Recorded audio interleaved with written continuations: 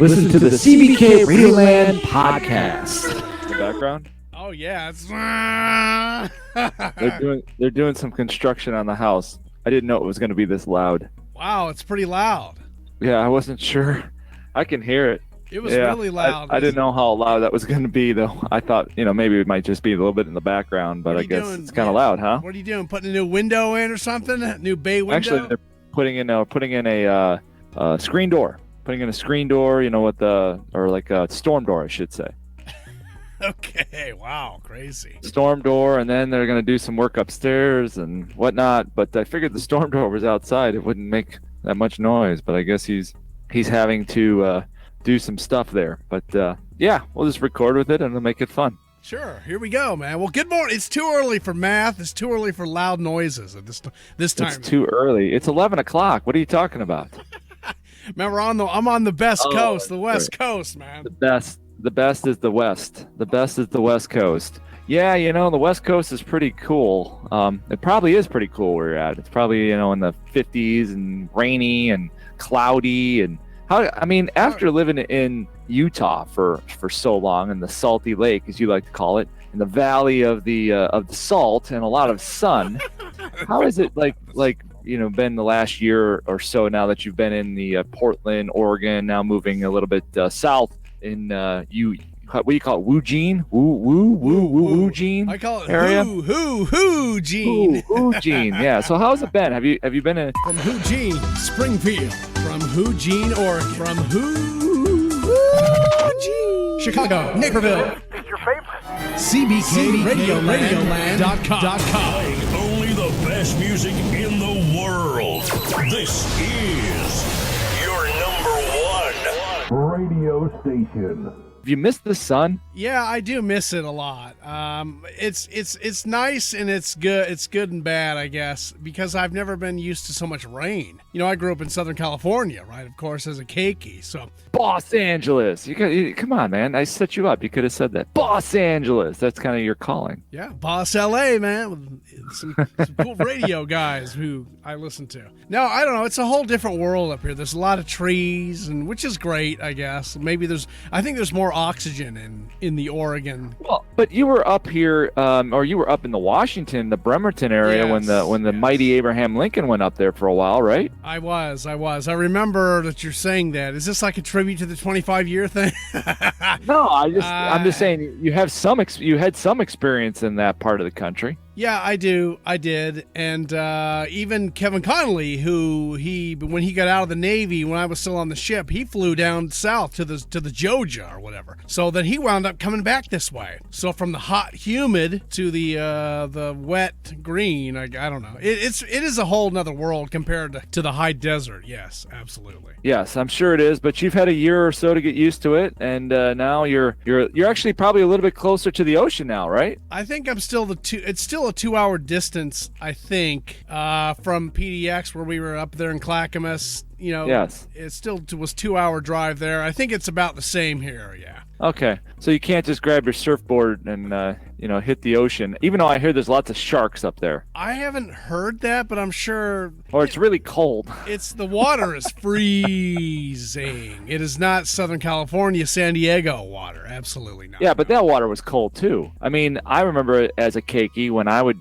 go and see my dad in south of Los Angeles, otherwise as known as Orange County, Huntington Beach, California, Surf City, USA, for those who don't know. I remember being there and the water was cold. You're a kid though. Kids don't get cold in water. It's like a weird phenomenon. But I always saw people out surfing, and it's funny. Every time that I've been to Huntington Beach, every single time except at night, great beach. I've seen somebody surfing. Oh yeah, always. It doesn't matter what day it is. It could be Christmas, it could be New Year's, it could be a Sunday, a Monday. Anytime there's light, there's surfers in the water. They're always wearing wetsuits though. Absolutely. Yeah, I'm thinking of my cousin, lives in Riverside, but her favorite beach is Newport Beach, and I love that beach too, man. I love Huntington. I love all of those beaches. But the water's also different in Hawaii, you know what I'm saying? Compared to the Southern California ocean, the Pacific Ocean there. The last time I was in Hawaii, actually it was in 95, talking about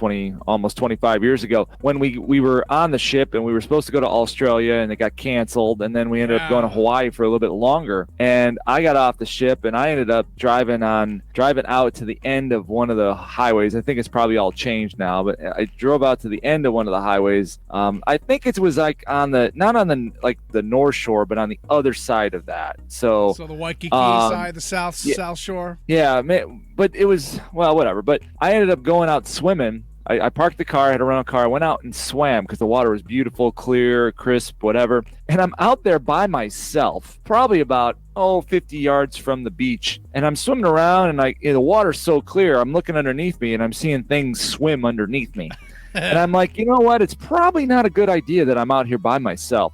So I decided to head back in. But yeah, I know what you're saying. The water's, because if you go to like Florida and you go on the east coast of Florida all the way up through already through Georgia to the Carolinas, that's the Gulf Stream, they call it. And that water is very warm. In fact, I remember when I was in Jacksonville in the Navy before I went to San Diego to get on the mighty Abraham Lincoln with my squadron, I would go out swimming. I remember it was like mid-July. Went out swimming in the ocean, the Atlantic Ocean. You think, I'm used to this California cold water. The water was so warm that it felt like I was taking a bath. Wow. And I'm like, it wasn't even refreshing. I was sweating in the water. It's crazy. That is crazy. And I've never been to the Florida coast ever. Never even spent, a second or a thought or a minute over there. But I know the water's warmer. And you talk about shark attacks, but last summer, they've had tons of shark attacks off the Florida coast and even off the Maine and New York, New Jersey coast, I think. So I don't know. I guess it just proves about sharks that they're everywhere. And there's tiger sharks in Hawaii. Right. It's different types of sharks. The shark attacks are different. The big great white shark attacks, I think, are off, in the colder water, or I don't know. I'm just guessing. I'm not a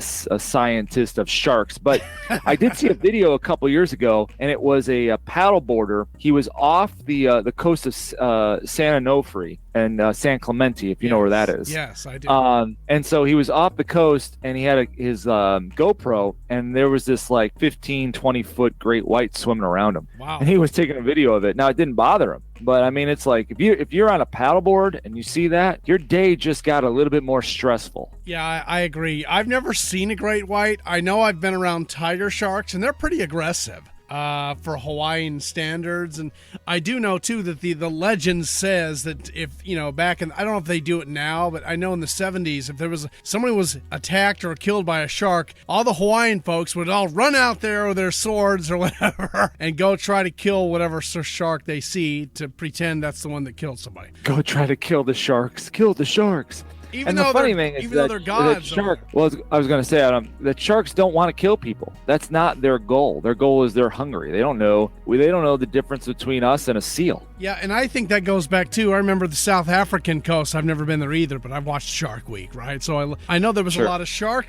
attacks over there too. And I think it varies, like you're saying, depending on where they are. We know they breed off the Mexican coast there. What is that, Guadalupe Island out there?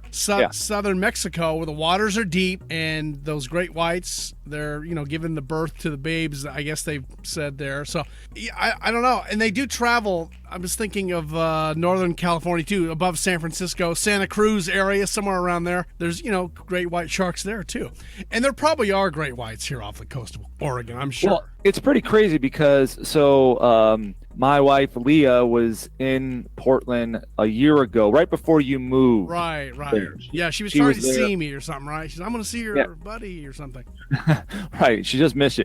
But she was there with her and her kids, and they went out to the coast, and they saw whales out in the distance. Speaking of wildlife in the water, and then last January we were in Southern California, and we went on a whale watching thing. And I remember, I grew up. Southern California is kind of like my second home. Lived in San Diego for 3 years when I was in the Nav, and like I said, spent all the summers. I never knew that the whales got like close to Southern California. I never even thought about it. Well, apparently they do, and something with the water, sometimes the currents, the different temperatures. But we went out whale watching, and we didn't see a whale until the very end, and then we saw a humpback whale right off of Newport Beach. Can you believe that? No, I don't know. I've seen a video on Facebook that has, been passed around. There was a whale in I don't know where. I think it was somewhere off California coast. I mean, in a marina where there was parked boats and things, there was a freaking whale splashing around like in between the dock areas. It's crazy. Now, I know where we saw this humpback whale, on our way there, we saw, and I'm not even kidding, hundreds of dolphins or porpoises, hundreds of them, and seals. So then, there was a lot of fish there because they were just, eating like crazy. But I've never seen so many. And I was like, holy crap. Especially, like I said, growing up there kind of and living there, I never saw anything like that before. And I don't know if it's because of the changing climate, the water temperatures or whatnot, but it was absolutely amazing. It was crazy amazing. Yeah, I have seen in my lifetime living, I was a lifeguard at Point Magoo too, before I was in the Navy, and watching the water. That's all those lifeguards do. Watch the water, right? I think I saw one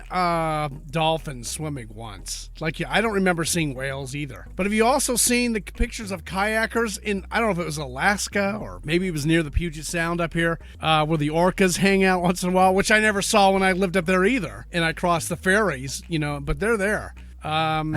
You see those kayakers like right there, and all of a sudden those baleen whales come straight out of the water, and their mouths, they almost get sucked up by a whale. Then you think of Jonah in the whale's tail, or whale's or belly, Pinocchio or whatever. Yeah, it's interesting. There was I've seen pictures of a whale breach near a sailboat. And it was like it was a humpback whale breaching out of the water and almost taking out a sailboat.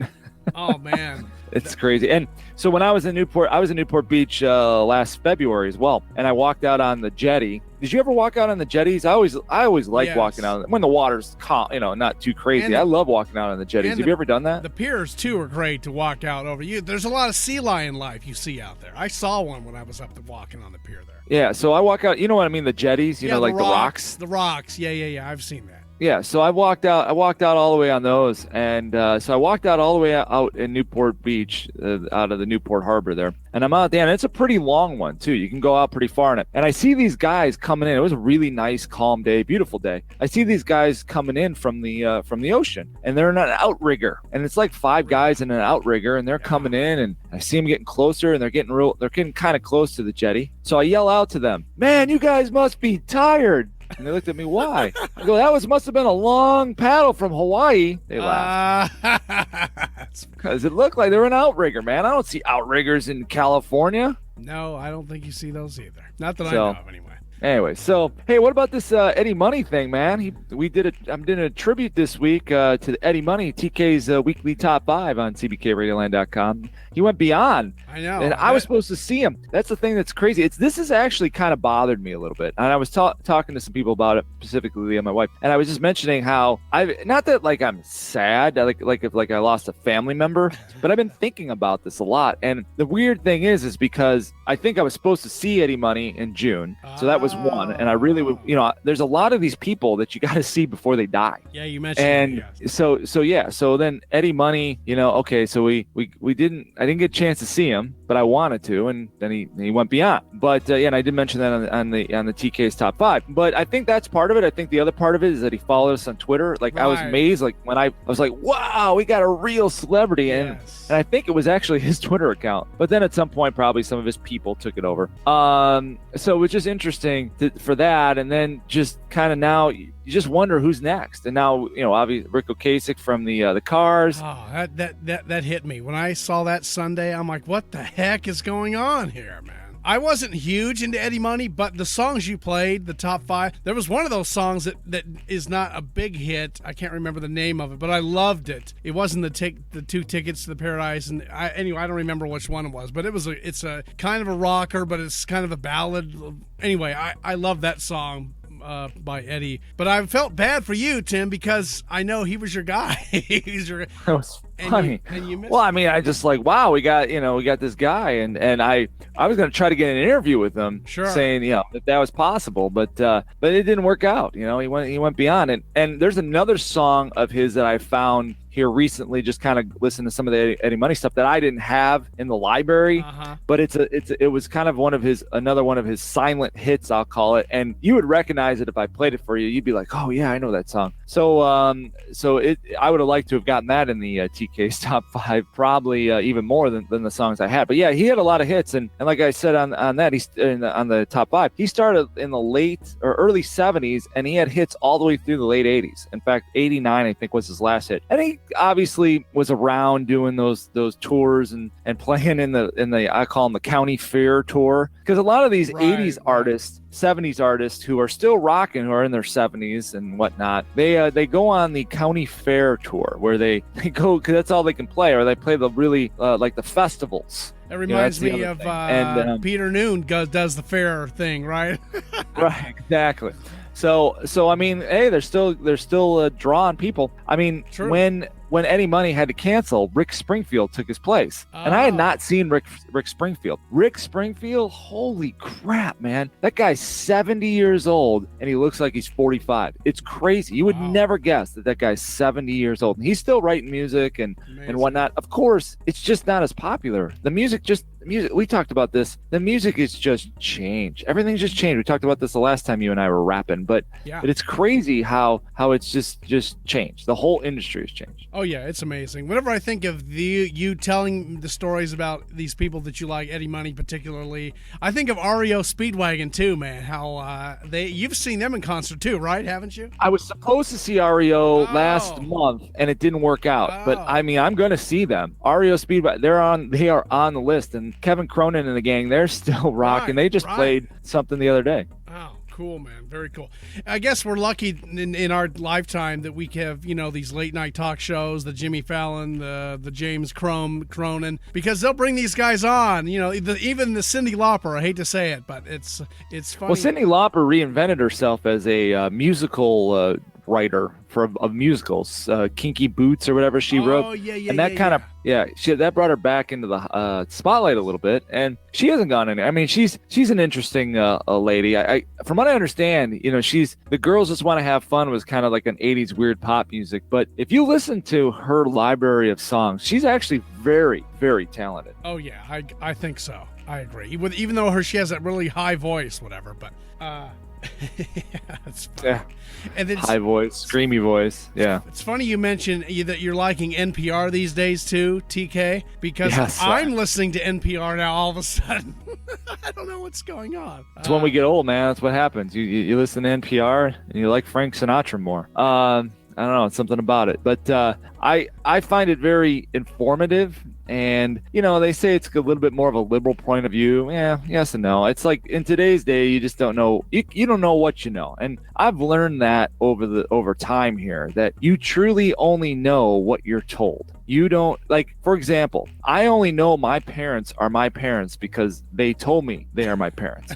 Do you truly know? No, I'm serious. Do you truly know? No. Yeah, you get a DNA test. Well, if I get a DNA test, that'll tell me. Well, what if they forged the DNA test? Because somebody told you this DNA test is accurate. Or what happens if a nurse in the hospital takes you somewhere and then you go somewhere else? Right. I mean, you just only know what you know. And I'll give an example of this. And it really resonated with me a few years ago. So for years and years and years, when I was born, on my mom's side of the family, I was the first grandkid. I was the first one around and whatnot. And not that it's like a pride thing to be first. It's just, I was told, you're the first grandkid. Great. Well, about 2 years ago now, I was told that I was lied to for 43 years. What? That I was not the first grandkid. Oh. That my uncle had a nice night with a lady one night, and things happened. A nice night. And a child was born, and the child was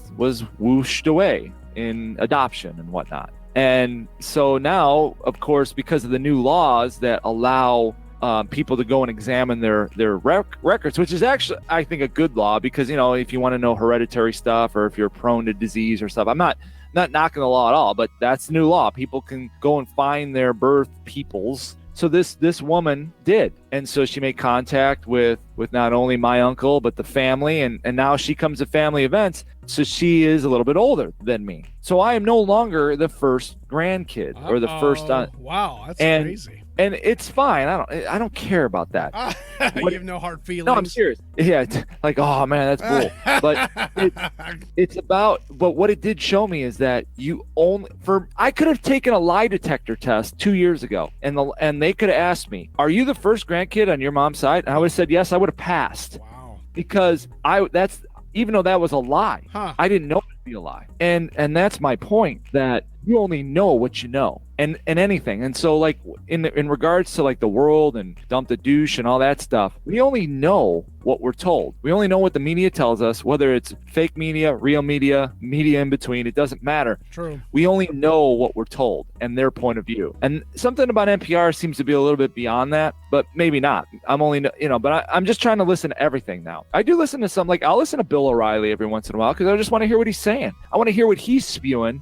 So I know what the NPR people are spewing, so I can kind of figure out what maybe really is the truth. Yeah, it's funny you say that. Here in Eugene, there's not really I miss Lars Larson at KXL. He's a big talk guy up there at the news station. There's not really a news station here in this area, even though there's a lot of sports, there's a K-Duck radio station here. So I miss the news. Oh yeah, the Ducks, Oregon Ducks, man. I miss the news and his little banter about all the the love of the Trump or whatever that is, and the people who hate him, and the Democrats here in Oregon that take. Anyway, it's funny. So I get my news kind of from the news stations, which are all under 20-year-old kids. Just so you know, all the 20-year-old kids are doing all the local news stations. That's fun. It's weird. Well, yeah, that's where they get their start, and then they move to like San Francisco or Seattle. Or something. Right. So I must apologize for those who are just joining us now. If you're hearing screeches and bangs and stuff in the background here, I don't hear it now. I heard it earlier. Well, yeah, I think he's working on the other side, but I just started to hear it again. I thought, here we go. All right, everyone's going to be like, what the heck is that, TK? It did scare me. I was like, what is going on? The world is ending. See, today. Anyway, so that's kind of what's going on, and it's interesting how with the whole like the Iran thing and bombing the Saudis, getting their oil fields bombed, and now gas prices are going up, and blah blah blah. But luckily you and I have been over there. I mean, isn't that crazy that you and I have actually been over there? We were talking about the water and fishes earlier and warm temperatures, and I've swam in the Dubai Ocean over there, whatever the Gulf of Oman or whatever that is over there. I think it's called the Persian Gulf, actually. Yeah, okay, that's it. Just checking. Thanks for clarifying. No, that water, you talking about bath water, it was like 80 degrees hot. That was hot water. Did you see this? No, I guess you were in the bowels of the ship, but the sea snakes, they told us that there were sea snakes I did out. I think I saw one. I think I might have swam with one, and I didn't get scared or anything. Well, no, those things they kill you. They said that their bite would kill you. I didn't get bitten. I'm still here. Well, good. I'm glad that happened, that you did not get bitten. But I only saw it once on the carrier. When I looked down, I'm like, oh, there's a sea snake. That's funny. Snake. You can see 60 feet down. Good job, say TK. that. Wow. But so I never went swimming in the Persian Gulf. I did not. It was hot. I did go to I did referee basketball in Dubai a couple times. I met a sheik, and he gave me a watch, which I still have. I still have that watch because I swear it's got to be worth something. Yeah, I don't know if you ever knew this story. He's talking about sheiks. Kevin Connolly somehow hooked up. I got to get the full details. I don't remember. All I remember is somehow we were with a group of people, and we were in this guy's, I don't know what it was. I guess a Jeep. The Jeeps of the 80s, whatever those cars were. But we were on the highway, and he was drinking beer, dude, driving, and then the police pulled up aside. The Saudi police pull up. He goes, "Don't worry about them. I own them. He literally rolled his window down and threw the freaking beer can at the cop car, and the cop kept driving on by. Well, that's nothing compared to the first time I went to when I was flown over. This is '93. This is prior to a CBK entering service. Dun, dun, dun. I preempted you a little bit in our naval service to the. I did begin in '93. I was going into probably boot camp then. Yeah, so I was over there in '93 for a little bit, and they flew me from San Diego to United Arab Emirates. Ooh, or no, wow. No, where did they fly? I'm sorry, they not was it Bahrain? Yeah, they flew me to Bahrain. I'm sorry. Yeah. So I flew from San Diego to Minneapolis to Philadelphia to Naples, Italy, Italy to Bahrain. Goodness. And I spent a couple days in Bahrain, and then they flew me on to the carrier. But when I first got to Bahrain, they took us off of the airplane and they put us on a bus. And there was a Bahrainian military security force, and they stopped the bus. Wow. And they got on when they had their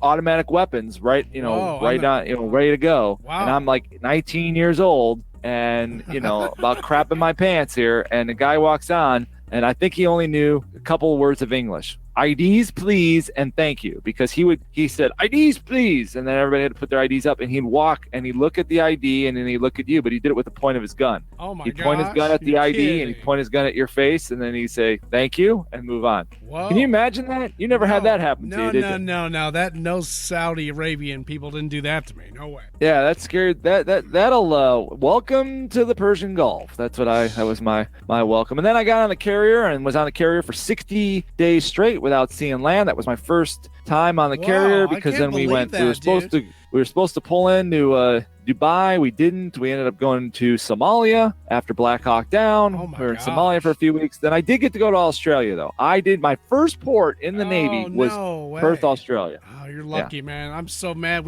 that Saddam's kids, if they hadn't have deflected, pal, we would have went there. I know. I was so looking, because I was like an old hack, man. I would have showed you around. Hey, I've been here before. Let's go. That would have been awesome. But no, that didn't happen. So, but then I went from Perth to Hawaii to San Francisco back to the great San Diego. Now, here's the thing. You talk about what I was saying about earlier, about you just know what people tell you. The history books said the world is round. Mm-hmm. I can tell you right now, the world is round. I am living proof that the world is around, because I've circumvented it. You went around. I went around the world. How many people can say that, huh? I don't know. Not too many. Well, I guess there's a few sailors out there, but yeah, you're right. The majority of the folks, probably not. No, I've been around the world. San Diego to San Diego East. Unbelievable. Good job, Tim Kuda. Good job, man. Yeah, I made it, man. I'm here. Let me ask you this. This is a true, honest question. Do you ever miss the Navy? Not really. Okay. I mean, it's okay. I feel a little bit more prouder than I was when I left in the beginning. I'm like, I'm out of here. I can't take this anymore. But I'm still not. I mean, I don't know. There's not a whole lot that I miss about it, I guess. Well, I mean, I guess it just kind of depends on, and you've told me some of the stories how you were kind of, jacked around a little bit and ended up being a cook, and not that you didn't mind, how you ended up, you were first in Millington, Tennessee, where that's where I went, and then they shipped you off to being a cook. But I do miss it sometimes. I think I would have been a good career naval person. I would have enjoyed it, but then it would have not allowed me to do a lot of other things that I've done in my life. So I try not to think about it, regrets or anything like that. But I also know that it's just cool. I mean, what I did, and not that what you didn't do was cool either, is we had to eat. But I mean, what I did was pretty cool. And I used to think, wow, I get to go and play on the deck of the aircraft carrier. Yeah, it's pretty cool. Deck. I do agree. That is pretty powerful. So I mean, there's part of me that misses that. Or if I became a private pilot and was flying around, I mean, it'd been cool to maybe fly some of the military stuff, and do that, But there's also downsides to it because you're away from your family. But nowadays, it is so much different. And I was explaining this to a lot of people that when you and I were out there, I think the first cruise that I did before you were in, I mean, we just had letters. We didn't have phones, and then they put phones. No. Then they put 3 or 4 satellite phones on the ship for the 95 cruise, which only worked about 10% of the time and cost an arm and a leg. Sure. So nobody really used those that much. And now think about it. Everybody's got the internet. They got the internet out there. They can FaceTime. Right. They can hang out on the smoking sponson and show the water driving by or whatever. Right, and they can Skype, and they can not that it's not as good as being seeing your family or anything like that, but it's much better. At least once a week you could turn on the computer and Skype your kids or your wife or your mom or dad, whatever, from the inside of your office. We didn't have that. No. I do enjoy, there are two things I do. I really liked coming in, especially when we were in the Bay Area. I loved coming into San Francisco. I loved going under the GG Bridge. I loved that. That was great. And the other thing I do miss about being on the Navy, and I did have a cushy job at some point in my time, so I can't totally complain because I was eating lobster and you name it. But anyway, almost daily. I miss being on the captain's sponson. He had his own door that I could step out and I could watch the ocean go by. I loved looking at the water. I love the water. I just love that part. Even going on a cruise, and I've gone on a cruise with my family, and that reminded me of the same thing, of the ship on the side watching. I could stand there for hours. So I do love that. And miss it. That's one of the things that I really enjoyed. In fact, coming back in '95 when we were done doing our flight operations, we'd only do a couple hours a day during the day, and I was working the night at that particular point. I would go up, we'd be done with our work about 2 a.m. I'd go up on the flight deck and go stand or sit at the front of the flight deck and just watch the water go by. And it was so dark out there. Yeah. I saw so many stars. I've told this people, when you're out in the middle of the Pacific Ocean and there's no light pollution, I saw so many stars that I didn't even know where the black was. Amazing. It's beautiful. Crazy. It's beautiful. And I've been up on the flight deck, up on the 09 level with the CO, and he's like, "Hey, you want to check this out, Cannonball?" And I just sit there and go, "Wow, this is incredible." So there is some parts that I do miss, but majority, you can take it. Right. Absolutely. We'll take it. So who was the captain's sponsor? You mean the sponson, the captain's? Or who'd you say the captain was? Admiral Willard at the time. Willard. I guess he was a captain. He is now. I think he might be retired now. Well, I would hope so. There is a video. Hopefully he's still breathing. Not to go into politics on this particular program, but there is a video of the Admiral Willard, and there's a video on YouTube. You can go see it. Kevin Connolly introduced it to me. It's the Admiral talking to some senator. And I don't know where this senator's from. Maybe Georgia. I don't know, somewhere. But there was something about he was saying he was on some panel as a naval admiral fleet guy, and the senator was saying, and he's a black guy. He says, "Well, Guam, the island, is going to tip on its side." He swore, and he said this numerous times. It's going to tip on its side, the island, and they picture the admiral's being filmed by video. It says, and he says, "Sir," and his weird eyes are kind of looking, going, "I don't think that's possible." I don't know where the senator was, if he was on drugs or drunk or what, but he was in front of this panel, this Senate hearing, saying Guam is going to tip on its side, and the admiral's assuring him, no, that's probably not going to happen. So interesting note about Willard, and you might even know this. Do you know he's a movie star? Oh yes, I do know that. I saw the script in the stateroom. Yes. Apollo 13. Oh, was he? Oh, was he also in Top Gun? Top Gun. I didn't know he did Apollo 13. Did he? Yeah, he was. So next time, at least I remember him saying this. If you go and watch Apollo 13, when they come back on the ship, like the Tom Hanks and all the astronauts, he's the captain who comes in and talks. I'll have to go back and look at that, because I knew he was the Top Gun fighter pilot on the movie Top Gun, and apparently there's a new summer Top Gun 2 coming out with there's Top Gun's coming out. The sequel to Top Gun's coming out. I can't wait.